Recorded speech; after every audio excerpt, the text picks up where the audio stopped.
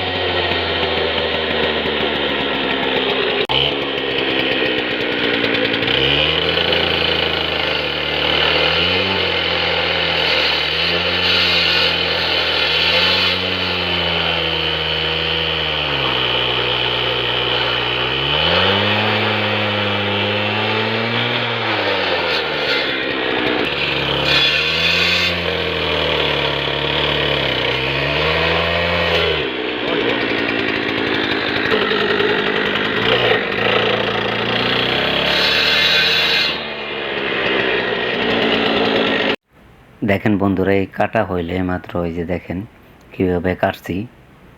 দেখেন একদম সমান হয়ে কাটছে। তো এভাবেই আমরা মালয়েশিয়াতে এই পাইলিং কাটি।